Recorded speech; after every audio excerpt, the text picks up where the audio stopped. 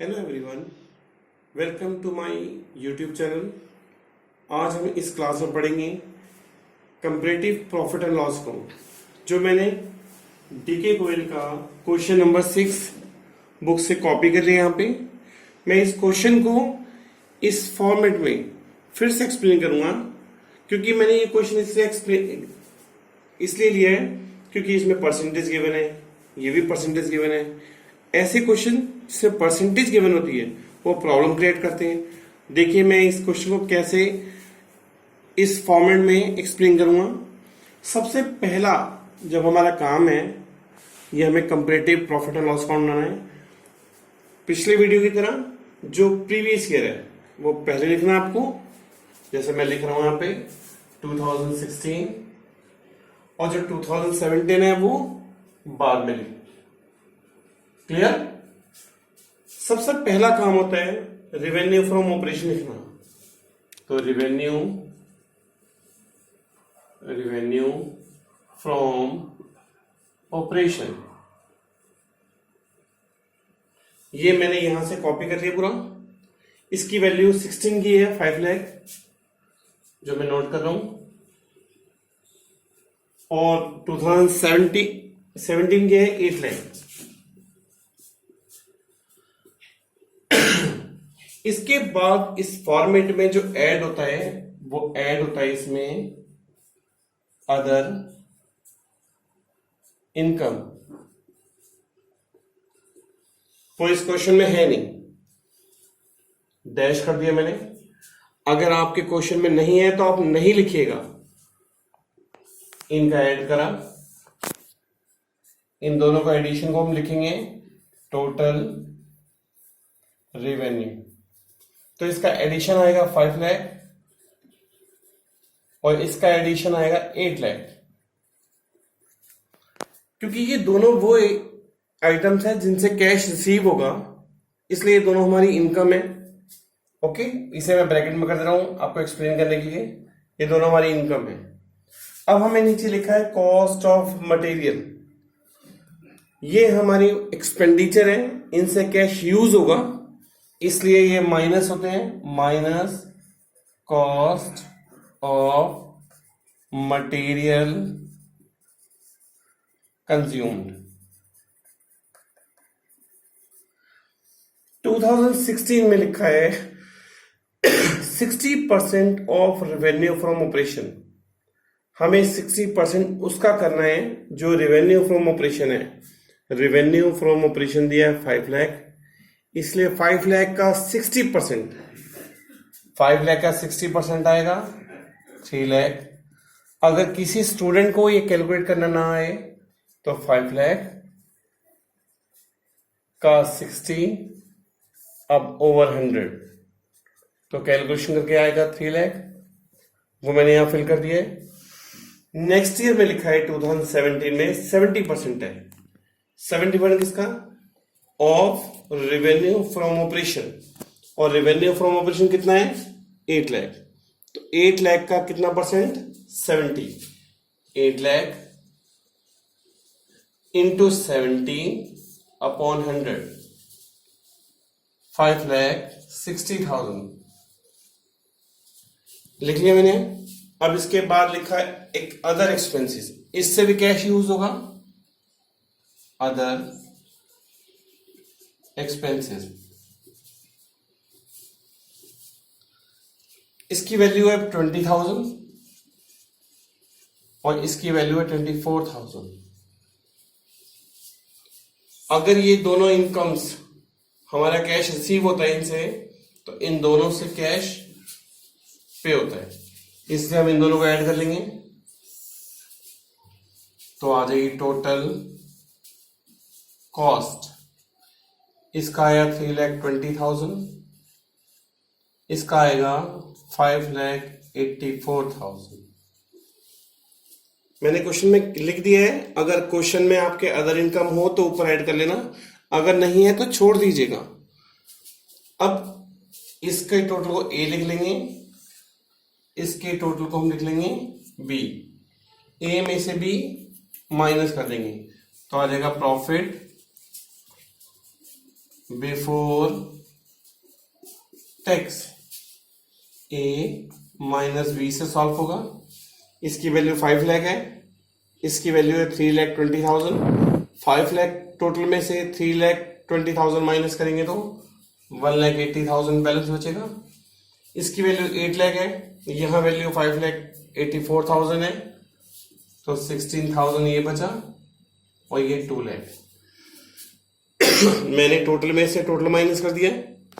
इसके बाद लिखा है rate of tax 50% of net profit before tax, यानी जो आपका प्रॉफिट बिफोर टैक्स है, प्रॉफिट बिफोर टैक्स उसका 50% करना है। तो प्रॉफिट बिफोर टैक्स कितना है हमारे पे 1,80,000।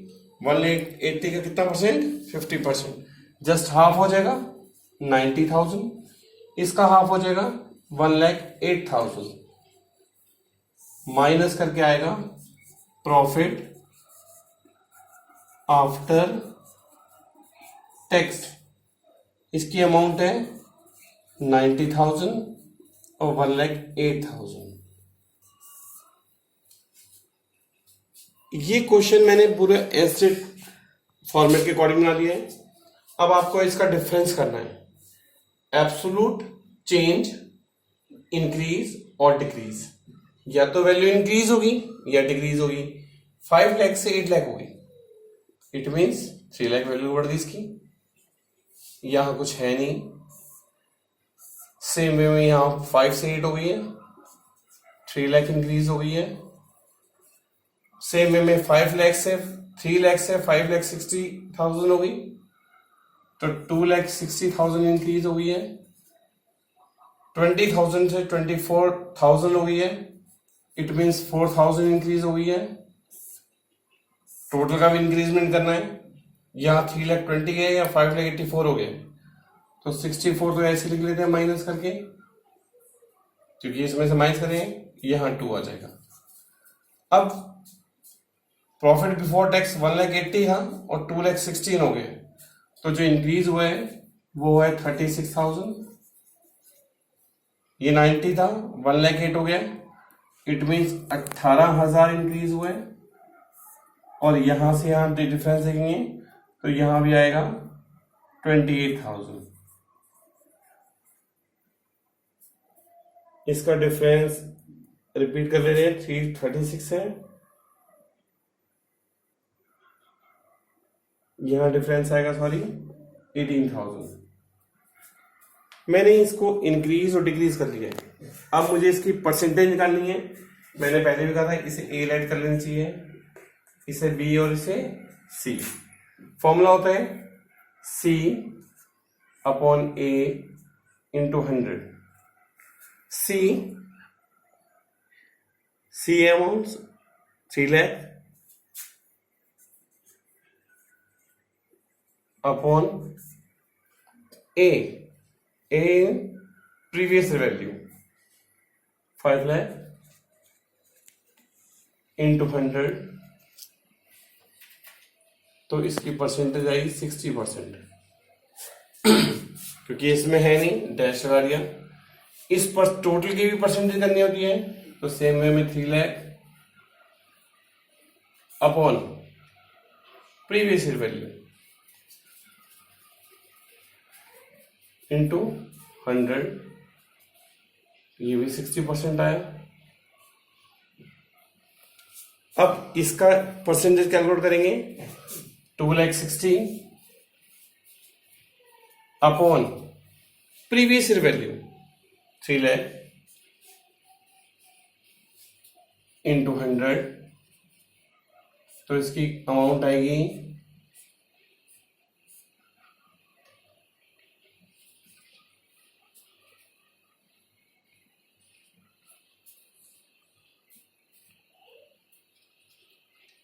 86.67%।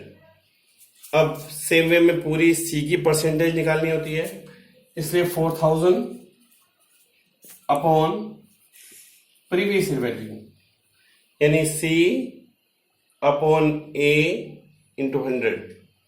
ऐसे 4,000 अपॉन 20,000 इंटू 100, इट मीन्स आ जाएगा इसकी वैल्यू 20%। ऐसे इस टोटल की परसेंट निकालनी है। 264,000 अपॉन 3,20,000 इंटू 100, ऐसे 36,000 अपॉन 1,80,000 इंटू 100, इसकी आएगी 118,000 अपॉन प्रीवियस ईयर 90,000 इंटू 100।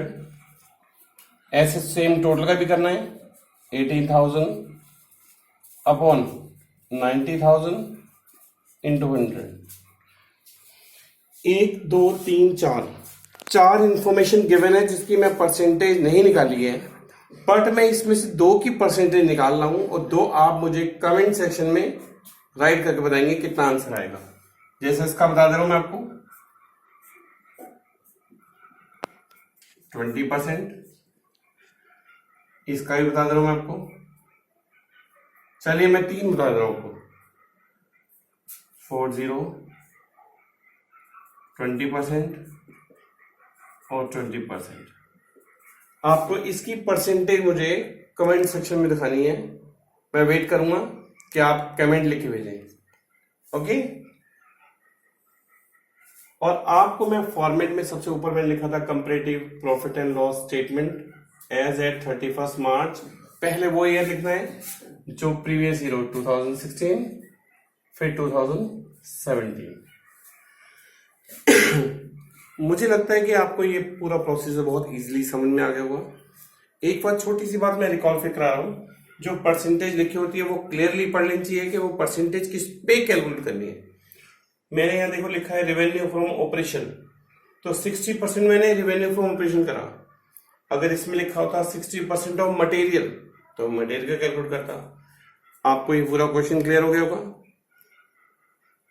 और अगर कोई कंफ्यूजन हो तो मुझे कमेंट सेक्शन में लिख के उससे कभी पूछ सकते हैं। Thank you, have a nice day.